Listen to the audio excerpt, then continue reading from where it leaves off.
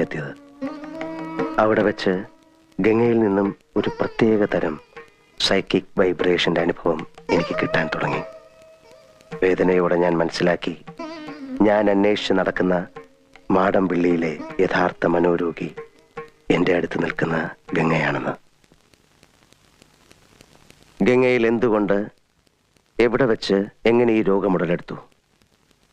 ഒരിക്കൽ നീയുമായിട്ടുള്ള വിവാഹാലോചന വരെ എത്തിയ ശ്രീദേവിയുടെ സാന്നിധ്യമാണോ ഗംഗയുടെ രോഗകാരണം?